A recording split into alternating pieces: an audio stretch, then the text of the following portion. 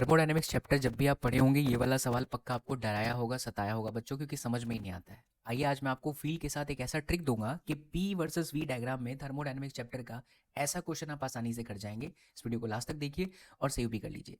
ऐसे सवालों के अंदर बच्चों ज़्यादातर तकलीफ आती है स्टूडेंट्स को, आप लोगों को, कि हीट के बारे में जब चर्चा करने को पूछे, हीट रिजेक्ट हुई है या हीट सप्लाई हुई है, अगर ए से बी गया है तो कितना सप्लाई हुआ है या फिर क्या हुआ है। तो ऐसे क्वेश्चन को सॉल्व करने के लिए सबसे पहला काम कीजिएगा कि इस ग्राफ में इस लाइन ने जितना एरिया बनाया है पहले वो एरिया निकाल लो, क्योंकि पी एंड वी का जो एरिया होता है बेटा वो वर्क डन होता है। तो देखिए सबसे पहले हमने वर्क डन निकाला।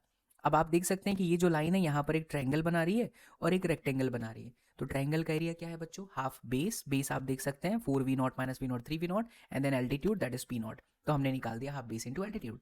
एंड देन नीचे रेक्टेंगल की एरिया ये 3v0 है और ये p0 है, तो ये आपने निकाल दिया वर्क डन। ध्यान रखना बच्चों, ये एरो ऐसा जा रहा है मतलब वॉल्यूम बढ़ रहा है। तो जब भी वॉल्यूम इंक्रीज होगा वर्क डन ऑटोमेटिकली पॉजिटिव आ जाएगा। बट कभी कभी पॉजिटिव ना आए तो भी आपको उसको नेगेटिव, अगर पॉजिटिव ना आए नेगेटिव आ जाए तो अच्छी बात है। बट अगर नहीं आ रहा है और अगर क्वेश्चन में एग्जामिनर ने एरो ऐसे दे दिया तो आपको नेगेटिव लेना पड़ेगा, क्योंकि ऐसे जाने का मतलब है वॉल्यूम डिक्रीज हुआ है। ठीक है, खैर यहाँ वॉल्यूम बढ़ा तो ये हमारा वर्क डन हो गया।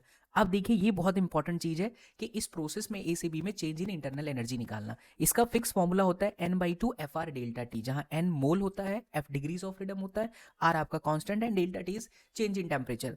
अगर मैं यहां से nr डेल्टा टी को तोड़ दूं तो ये मुझे मिल जाएगा p delta V as per ideal gas theory. ठीक है, तो nr delta T is p delta V. देखिए nr delta T p delta V, यानी pv की फाइनल वैल्यू एंड pv की इनिशियल वैल्यू।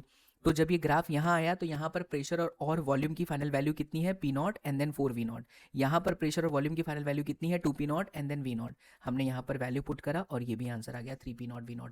अब आप लगा दीजिए थर्मोडायनेमिक्स का फर्स्ट लॉ जो कहता है कि heat is equal to change in internal energy as well as work done. तो आपका आंसर आ जाएगा 15/2 p0 v0, क्योंकि बच्चों यहाँ पर हीट पॉजिटिव आया है इसलिए ये एब्जॉर्ब हुआ है।